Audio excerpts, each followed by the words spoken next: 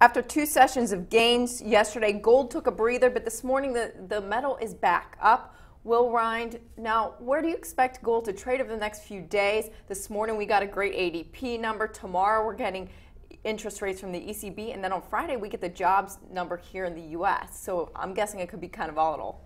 Yeah, I think that there's a possibility of that. But the good news is we've seen some consolidation in the gold price, and we seem to have stabilized around this level, and indeed now are providing a bit of a bounce back. I think one of the major catalysts is going to be the European debt crisis and what's happening in China, particularly with the Portuguese spreads widening again, the government debt and their foreign minister resigning.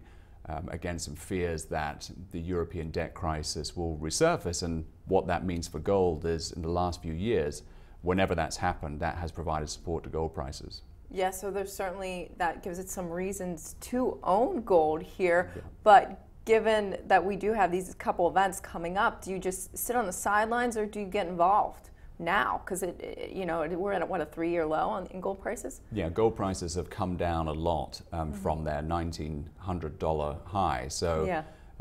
Based on that perspective, one could look at gold and objectively say that it's undervalued versus where it was trading a year or two ago. I think the important point is what do you think about gold going forward, and whether you feel that fundamentally something has changed in regard to the debt situation here in America and Europe, the interest rate situation and the inflation expectations. And I think if you believe that those haven't changed, then gold may be a good entry point at this level.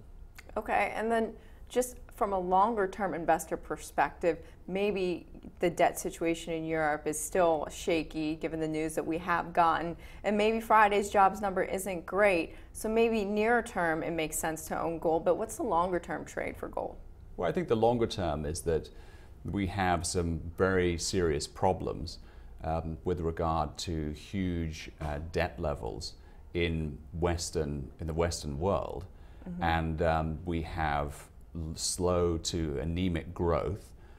The US is probably the best out of the major economies at the moment, but growth is pretty slow, and for that purpose we've seen loose monetary policy or governments looking to print money effectively, right, and debase currency to make their economies more competitive and make them recover quicker. All of that is leading to I think a fundamental interest in wealth preservation and store of value, which drives people to gold. And I think that that trend hasn't changed and most likely won't change over the longer term. Okay, so longer term gold is certainly an asset class that you'll want to at least have some exposure to here. Thank you, Will Rhind, so much. Thank you.